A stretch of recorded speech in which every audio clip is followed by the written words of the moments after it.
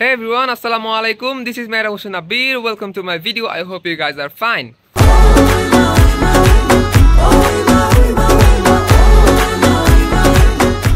Before I start today's video, I have something to tell you that recently I did IELTS and I have got 6.5 band. I got 7 in listening and speaking test. And other two module I got 5.5 and 6 consecutively in writing and reading. This is my result. So when I uploaded my result in my social media, many of you asked me that how did I manage to get this band. I wouldn't say it's a extraordinary thing, but it's not easy at the same time. So in this video I will tell you my journey to the band 6.5. To continue the rest of the video, I would love to speak in Bangla because it's my mother tongue, and I think I will able to express my feeling far better in Bangla rather than any other language. So আমার জার্নিটা এরকম ছিল যে আমি 2023 সালে নভেম্বরে আমি একটা জবে জয়েন করি। নভেম্বর, ডিসেম্বর, জানুয়ারি এই 3 মাস আমি জবটা করি। তো তারপর আমি যখন নাকি মানে কোর্স করার জন্য টাকাটা ম্যানেজ করে ফেলি, তখন আমি আর কি ভর্তি হয়ে যাই কোর্সের জন্য। তো আমি অ্যাকচুয়ালি ভর্তি হয়েছিল গিয়ে ফেব্রুয়ারি মাস থেকে আর কি ফেব্রুয়ারি, মার্চ, এপ্রিল এই 3 মাস আমি আর কি কোচিংটা করি, কোর্সে ভর্তি হই, যেখানে আমি আসলে মানে একটা গাইডলাইনের মধ্যে দিয়ে যাই। আমি আসলে এই কথা বলবো যে আপনারা কোথাও একটা কোচিংয়ে ভর্তি হইলে ভালো হবে, আপনাদের যদি ডেডিকেশন থাকে যে হ্যাঁ আমি আসলে করবই, তো এবং অল্প সময়ের মধ্যে করব, তো আমি মনে করি আসলে একটা কোচিংয়ে ভর্তি হলে কি হবে, আপনি আসলে একটা গাইডলাইনের মধ্যে থাকবেন। এবং এটা আসলে এরকম না যে এখানে গেলে ভালো, এখানে গেলে খারাপ হয়ে যাবে, এরকম না। আপনি আসলে একটা ট্র্যাকে থাকবেন আমি বলবো। তো এই জন্য আসলে একটা কোচিংয়ে পড়লে আসলে এই দিকটা থেকে ভালো পাওয়া যায়। আমি আমার দিক থেকে যেটা মনে করছি যে আমি বাসায় একা একা পড়লে হয়তো বা ওই ভালো লেভেলের যে গাইডেন্সটা এটা আমি পাবো না, এবং এই রেগুলার যে প্র্যাকটিসটা, রেগুলার হোমওয়ার্ক করা, এই বিষয়টা আসলে কোথাও একটা ভর্তি হইলে কোচিংটা করলে ওইখানে সবচেয়ে ভালো হবে, কারণ সেখানে আমি প্রতিদিন হোমওয়ার্ক করার জন্য একটা প্রেশার পাবো, যে কারণে আসলে আমি পড়াশোনার প্রতি আরও মনোযোগী হতে পারবো। আমি ভাবছি যে এটা আমার জন্য ভালো হবে, তো আমি আসলে কোচিংয়ে ভর্তি হয়ে গেছি। তো আমি ফেব্রুয়ারি, মার্চ, এপ্রিল এই 3 মাস কোচিং করছি। তারপরে আসলে মে, জুন আমি বাসায় প্র্যাকটিস করছি আরও বেশি, যাতে আমার কোনো মানে আবার এক্সামটা দেওয়া না লাগে। আমি আসলে মেকশিওর করতে চাইছি যে আসলে আমার যাতে একবার এক্সামটা দিলেই যাতে আমার মানে ডিজায়ার যেটা আছে সেটা যাতে পূরণ করতে পারি। তো তারপরে আসলে জুলাই মাসে তো আপনারা জানেনই কি হইলো, আমাদের লিজেন্ডারি একটা মাস গেছে জুলাই মাস। তো জুলাই মাস আসলে এইভাবেই গেছে, জুলাই মাসে কোনো পড়াশোনা করতে পারি নাই। এই হলো কি অবস্থা। বাই দ্য ওয়ে আমি জুন মাসে কিন্তু জব করছি, জুন মাসে আমি জবের মধ্যে ছিলাম, আবার জবে জয়েন করছিলাম এক মাসের জন্য না, আমি আসলে ভাবছিলাম যে কন্টিনিউ করব, তো কোনো কারণে আর কি জবটা কন্টিনিউ করিনি। তারপরে জুন মাস পুরোটা করছি, জুলাই মাসের 1 তারিখ থেকে আবার ছেড়ে দিছি। তো জুলাই মাস তো তারপরে জানেনি কি হয়েছে। তো জুলাই মাস আসলে ওইভাবে পড়াশোনা করার সুযোগ পাইনি, কারণ আসলে খুবই মন খারাপ ছিল, ফেসবুকে আসলে সময়টা বেশি দেওয়া হয়েছে। তো এই অবস্থার মধ্যে দিয়ে গেছে আমার জুলাই মাস। অগস্টে তারপরে আমি চিন্তা করছি যে enough is enough, I have spent lot of time in rest of the other thing, so I have to do something seriously right now. So আমি আসলে অগস্টে যেটা করছি সেটা হলো, অগস্টে আমি 14-15 তারিখের দিকে টাকাটা ম্যানেজ করে আমি আইএলটিএসের জন্য রেজিস্ট্রেশনটা করে ফেলছি। রেজিস্ট্রেশন করার পর আমি আসলে ফিল করছি যে আসলে আমাকে আরও বেশি প্র্যাকটিস করতে হবে, বেশি ইফোর্ট দিতে হবে, কারণ আসলে এই IELTS এর যে রেজিস্ট্রেশনটা সেটা আপনার 22.5K, 22,500 টাকা আপনার এখানে রেজিস্ট্রেশন করতেই লাগবে, বাকি খরচটা আসলে আপনার ওপর। এই হলো কি অবস্থা। তো আসলে তখন মনে হয়েছে যে 22,500 টাকা is not a small thing, it's a very huge amount of money. মানে জাস্ট একটা এক্সামের জন্য 22,500 টাকা হিউজ অ্যামাউন্ট অফ মানি, আমার কাছে এটা লাগছে। তো আমি তারপর আসলে সিরিয়াস হয়ে পড়াশোনা করার ট্রাই করছি, আমার পক্ষে যেটুকু সম্ভব ছিল। তো আসলে আমি অগস্টের 14 তারিখের দিকে আমি রেজিস্ট্রেশনটা করি, এবং আমার এক্সামটা অ্যাকচুয়ালি শুরু হয়ে গেলে সেপ্টেম্বরের 4 তারিখ থেকে। 4 তারিখে আমার স্পিকিং টেস্ট ছিল, এবং 7 তারিখে বাকি যে 3টা মডিউল আছে, আপনি বলবো গিয়ে রিডিং, লিসনিং অ্যান্ড রাইটিং, এই 3টা মডিউল পরীক্ষা হচ্ছে 7 তারিখে, অ্যান্ড স্পিকিং হচ্ছে 4 তারিখে। তো এই 2 দিনের মধ্যে আমার পরীক্ষাটা শেষ, আমার 22,500 টাকার রেজিস্ট্রেশনে মানে এক্সামটা শেষ আর কি, 22,500 টাকার এক্সামটা শেষ, এই হলো অবস্থা। তো ওই অগস্টের 14 তারিখ থেকে সেপ্টেম্বরের 3 তারিখ পর্যন্ত যেই কয়দিন সময় পাইছি এই কয়দিন আসলে আমি ট্রাই করছি যে আসলে ভালোভাবে পড়ার। এর আগেও পড়ছি, মানে এই কয়দিন আমার কাছে আরও বেশি ফিল হয়েছে যে 22,500 টাকা দিয়ে আমি নিজে রেস্টুরেন্টে যা করছি। তো 22,500 টাকা গয়না যখন আমি দিছি আমার কাছে মনে হয়েছে যে না, এই টাকাটা আসলে লস দেওয়াটা ঠিক হবে না, আমার বেস্ট ট্রাই করা উচিত।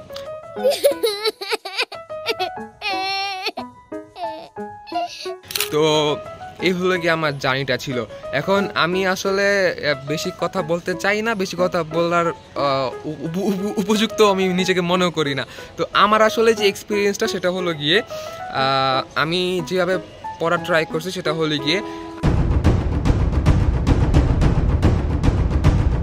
আমি একটা জিনিস বুঝতে পারছি, সেটা হলো কি আপনার যদি স্পিকিংয়ে সমস্যা হয়ে থাকে, আপনি যদি স্পিকিংয়ে ভালো না হয়ে থাকেন তাহলে আপনাকে বেশি স্পিকিং প্র্যাকটিস করতে হবে।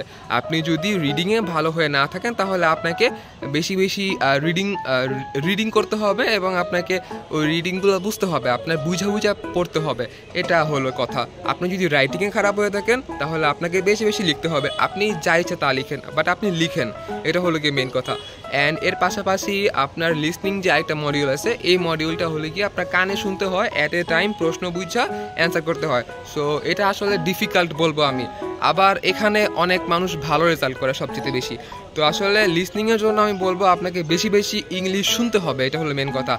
অ্যাকচুয়ালি যেটা আমি মিন করতে চাইতেছি সেটা হলো কি আপনি যেই সেক্টরটাতে দুর্বল সেই সেক্টরের উপর কাজ করবেন আপনি। হ্যাঁ, আপনি অ্যাট এ টাইম 4টা মডিউলে কিন্তু আপনি দুর্বল হবেন না। আপনি কোনো না কোনো আপনার মডিউল থাকবে যেখানে নাকি আপনি নিজেকে স্ট্রং মনে করবেন, আপনার যেখানে নাকি কম সময় দেওয়া লাগবে, এটা আপনার ক্ষেত্রে হবে। আমার জন্য যেরকম আমি লিসনিংটা আমার কাছে আসলে মানে একটু সহজই লাগতো, আসলে লিসনিংটা সহজ লাগতো। এবং আরেকটা মডিউল আমি বলবো যে রিডিংটা আসলে মোটামুটি অ্যাভারেজ ছিল, বাট স্পিকিং নিয়ে আমি আসলে অনেক প্যারায় ছিলাম। বাট আমি জানি না কিভাবে 7 পাইছি, ওইভাবে বলতে পারছি যে দেখাই তো দিছে, আমাকে তো আর মাগনা দেয় নাই, আমাকে তো চিনেও না, আমার কিছু লাগেও না। স্পিকিংয়ের অভিজ্ঞতাটা আমি আপনাকে একটু বলি। আমার এক্সাম ডেতে যে অভিজ্ঞতাটা হয়েছে সেটা আমি আপনাকে বলি। এখন আমি 4 তারিখে হলে কি স্পিকিং টেস্ট দিছি। 4 তারিখে আমাকে ওই যখন নাকি হলে না এক্সাম হলে বা যেটা হয় এক্সাম রুমে ঢুকার 15 মিনিট আগে থেকে আমার থেকে ফোন রেখা দিয়েছে এবং অল দ্য থিংস আমার কাছে কিচ্ছু ছিল না, জাস্ট শার্ট প্যান্ট ছিল, জামা কাপড় ছিল, আর কিচ্ছু ছিল না, নট আ সিঙ্গেল ওয়াচ, ঘড়িও ছিল না। তো এই হলো অবস্থা, ওনারা আর কি সব রেখা দেয়, কিছু নিয়ে ঢুকতে দেয় না। তো 15 মিনিট আগে থেকে এবং কি আপনাকে যখন নাকি আপনি ঢুকবেন তখন আপনাকে একটা ছবি তুলবে এবং আপনার ফিঙ্গারপ্রিন্ট নেবে। এগুলা নেওয়ার পর আপনাকে আর কোনো কথা বলতে দিবে না। আপনার পাশে যে আপনার মানে কলিগ বললেন না কি বলে এটাকে, মানে আপনার সাথে যে এক্সামটা দিবে কলিগ, উনার সাথেও আপনাকে কথা বলে দিবে না। আপনাকে জাস্ট ওইখানে যারা আছে কাজে আছে উনাদের সাথে আপনার যদি কোনো অতি প্রয়োজনীয় কথা থাকে তাহলে কথা বলতে পারবেন। এইরকম একটা এনভায়রনমেন্ট ক্রিয়েট করে ওরা। তো আসলে অনেক এক্সস্টেড লাগে আসলে সত্যি কথা বলতে, অ্যান্ড অনেক প্রেশার ফিল হয়। তো আমি বলবো আমারও প্রেশার ফিল হয়েছে, প্রচুর প্রেশার ফিল হয়েছে। আমি আসলে কখনো এর আগে কোনো ফরেনারের সাথে স্পিকিং করি নাই, এটা হলে আমার সবচাইতে মাইনাস পয়েন্ট ছিল আমি বলবো। অ্যান্ড স্পিকিং আমাদের দেশে আসলে স্পিকিং প্র্যাকটিস করাটা কঠিন। তো যাই হোক, তো আমি যখন কি হলে ঢুকছি, হলে ঢোকার পর একটা বিদেশি মানুষ আমার সাথে কথা বলছে, অনেক প্রশ্নই করছে আসলে। ওগুলো আসলে আমার কিছু খেয়াল আছে বা কিছু মনেও নাই। ওগুলো আসলে ইম্পর্টেন্ট না। আপনার ক্ষেত্রে যে আমার মতো সেম প্রশ্ন করবে এরকম না, প্রত্যেকের প্রশ্ন আলাদা থাকে এবং র্যান্ডাম টপিক থাকে। ওদের যেটা ইচ্ছা সেটা প্রশ্ন করবে আপনাকে, আপনার ফ্যামিলিয়ার টপিক এরকম নাও কমন পড়তে পারে, এটা হলো কথা। তো আসলে তখন স্পিকিং টেস্টের জন্য আমি যখন ঢুকছি আমাকে বাঞ্চ অফ অনেক প্রশ্ন করছে, পার্ট 1, পার্ট 2, পার্ট 3। আপনারা আশা করি যারা নাকি আইএলটিএস দিবেন তারা অবশ্যই জানেন যে আসলে স্পিকিংয়ের 3টা পার্ট থাকে এবং কী থাকে এগুলো আসলে অন্য একটা ভিডিওতে যদি বলার প্রয়োজন হয় সেগুলো বলবো। এই হলো আমার স্পিকিং টেস্টের অভিজ্ঞতা বলতে আসলে কি আমি ভালোভাবে যে প্রশ্নগুলো করতে সবগুলো অ্যান্সার আমি ভালোভাবে দিছি। যাই হোক, এই ছিল আমার স্পিকিংয়ের অভিজ্ঞতা। অ্যান্ড বাকি যে 3টে এক্সাম আছে 7 তারিখে যেটা দিছি, প্রথম দিছি হলো লিসনিং। তো লিসনিং টেস্টের ক্ষেত্রে কি হয়েছে আমি আপনাদের এক্সামের যেইটা সেটা বলি। আজকে ভিডিওটা একটু বড় হয়ে যাবে, বাট আপনারা যদি শোনেন তাহলে আপনাদের ক্ষেত্রে এটা কাজে দিবে। আসলে কি আমি যখন এক্সামটা দিছি আমার আমার অনেক ফ্রেন্ড দিছে, কিন্তু ওদের সাথে এই বিষয়টা আমার শেয়ার করা, ওরা আমার সাথে শেয়ার করে নাই বা আমিও জিজ্ঞেস করি নাই। তো আসলে কিছু অভিজ্ঞতা রাখলে ভালো হবে। যাই হোক, তো লিস্টিং টেস্ট যখন কি হয়েছে, আমার লিস্টিং থেকে বাকি যে 3টা পরীক্ষা আছে, এই 3টা শুরু হওয়ার কথা ছিল হলো দুপুর 1টায়। আমাকে বলতে হলো 11:30টার মধ্যে এখানে থাকতে। তো আমি 11:30টার মধ্যেই চলে গেছি। আমি আরও আধা ঘন্টা আগে গেছি, 11টা বাজে আমি হলে ছিলাম। তো তারপরে 11:30টার দিকে ওরা আমাকে ডাক দিল, আমাদের সবাইকে ডাক দিল, আমরা সবাই গেলাম একসাথে। যাওয়ার পর 11:30টা থেকে 1টা পর্যন্ত আমি জাস্ট আমার সিটে বসেছিলাম। কি যে প্যারা খাইছি আমি, মানে বলার বাহিরে। কারণ হলে কি, আপনি 1.5 ঘন্টা শুধু বসে আছেন। অনেকে আবার 12টার পরে 12:30 বাজে অনেকে হলে ঢুকছে। তো এটা আসলে লজিকটা বুঝলাম না। আমি আমার সময় মতোই গেছিলাম, আমাকে বলছিল 11:30 বাজে যেতে, আমি 11:30 বাজে গেছিলাম।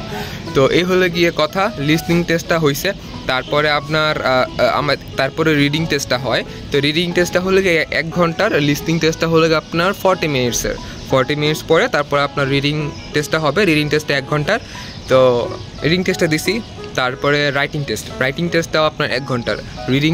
রিডিং শেষ হওয়ার পর রাইটিং শুরু হবে আপনার। এই হলো গিয়ে আর কি টোটাল এক্সপিরিয়েন্সটা। এখন আমার ক্ষেত্রে আমার রাইটিংয়ের ব্যান্ডটা খুব খারাপ আসছে, 5.5, উইচ ইজ নট গুড আমি মনে করি। কারণ আমি আসলে যে মক টেস্টগুলো দিছি, আমি আসলে 3টা মক টেস্ট দিছি জাস্ট। আমি যেখানে কোচিং করছি ওইখানে 3টা মক টেস্ট দিছি, এবং সব ক্ষেত্রে আমার রাইটিংয়ে অ্যাটলিস্ট চোখ বন্ধ করে, আমি যখন কি বিগিনার লেভেলও ছিলাম তখন আমি 6 পাইছি। তো পরীক্ষার মধ্যে যা খারাপ রেজাল্ট করে ফেলছি। আসলে এটার কারণ হলো গিয়ে, আমি বলবো যেটা সেটা হলো গিয়ে, আমার সেপ্টেম্বরের 1 তারিখ থেকে খুবই জ্বর ছিল, এবং 1 তারিখ থেকে সেপ্টেম্বরের 12-13 তারিখ পর্যন্ত, মানে এক্সামের পরেও আমার জ্বর ছিল, 102-3 ডিগ্রি জ্বর ছিল, এবং মুখেও ঘা ছিল। আমি আসলে কি বলবো, আসলে স্পিকিংয়ের আসল কথা তো বলতে ভুলেই গেছি। আমার মুখে 3টা ঘা ছিল, মানে এটা কি বলে যে অ্যালপাস আলসার বলে আর কি, মুখে ঘা হইলে। তো আমার 3টা ঘা ছিল, 3টা ঘা নিয়ে আমি স্পিকিং দিছি। কি দিছি আমি জানি না, কেমনে 7 পাইছি সেটাও জানি না। আমি আসলে খুবই মানে স্পিকিংয়ের রেজাল্ট দেখে আমি অবাক হয়ে গেছি নিজেও। তো যাই হোক, ভালো হয়তো বা ভাবছে এই কারণে দিছে। যাই হোক, তো আলহামদুলিল্লাহ যা পাইছি। তো তারপরে হলো গিয়ে এই যে রাইটিং টেস্ট যেটা, সেটা আর কি মানে 2-3-3.5 ঘন্টা পর, আমার হলে ঢোকার 3 ঘন্টা পরে আর কি মোটামুটি রাইটিং টেস্টটা শুরু হয়েছে। তো আমার আসলে তখন জ্বরও ছিল এবং মাথা ব্যথাও ছিল। তো আসলে আমি কী লেখছি আমি নিজেও জানি না। তবে আমি আর কি ইন্ট্রোডাকশন, বডি প্যারা অ্যান্ড কনক্লুশন আমি আসলে কমপ্লিট করে দিয়ে আসছি। আমি কোনোটাও আর কি ছোটো করে মানে ইনকমপ্লিট অবস্থায় রাখি নাই, ছোটো লিখছে। আমি কোনোটাই আপনার রাইটিং টাস্ক 1-এ আপনার 150 ওয়ার্ড লেখা লাগে, এবং রাইটিং টাস্ক 2-তে 250 ওয়ার্ড লেখা লাগে। আমি 2টার একটাও আমি ওয়ার্ড কাউন্টটাও কমপ্লিট করতে পারি নাই। ওয়ার্ড কাউন্টের উপর কিন্তু একটা পয়েন্ট আছে, আপনাকে 250 ওয়ার্ড লিখতে বলতে হবে, 250 ওয়ার্ড লিখতে হবে। চাইলে আপনি বেশি লিখবেন, বেশি লিখতে পারেন। তো কম লিখলে আর কি একটা নেগেটিভ মার্কিং আছে, যার কারণে আমি হয়তো 5.5 পাইছি, নাহলে একটু বেশি পাইতাম হয়তো বা। যাই হোক, এইটা হলো কথা। তো এই ছিল আমার আর কি মেইনলি এক্সামের এক্সপিরিয়েন্স। অ্যান্ড আপনাদের কাজ আসলে তো বললামই যে আপনারা কীভাবে প্রিপারেশন করে নিতে পারবেন। আপনার যেই মডিউলের সমস্যা, আপনি ওই মডিউলের উপর প্রেশার দিবেন, চাপ দিবেন, এবং ওটার প্রতি প্র্যাকটিস বেশি করবেন। এইটাই আর কি মানে মেইনলি বলার ছিল। অ্যান্ড আপনাদের যদি আরও কোনো প্রশ্ন থাকে অবশ্যই আপনার কমেন্টে বলতে পারেন, আমি সেটা নিয়ে ফার্দার নেক্সট কোনো ভিডিও বানাবো অবশ্যই। তো that's the video. I think this was one of the most valuable content I have ever made in my life. তো আপনারা আসলে যদি কোনো কিছু শিখে থাকেন, কোনো উপকার পেয়ে থাকেন, অবশ্যই চ্যানেলটাকে সাবস্ক্রাইব করে দিয়েন। আসলে আমার অনেক ইচ্ছা আছে ইউটিউবে আসলে আসা, ভিডিও করা। তো এগুলো আসলে সম্ভব হবে আপনারা যখন নাকি সাপোর্ট দিবেন। আশা করি আমি ভালো ভিডিও বানাতে পারবো, আপনারা সাপোর্ট দিলেই আসলে সামনে আগে যাওয়াটা হবে। তো আশা করি আপনাদের ভিডিওটা ভালো লাগছে এবং কাজে দিবে। আপনারা সবাই ভালো থাকবেন, এবং যদি কোনো প্রশ্ন থাকে তাহলে অবশ্যই নিচে কমেন্ট করে জানাতে পারবেন। সাবস্ক্রাইব করতে ভুলবেন না অবশ্যই। আসসালামু আলাইকুম।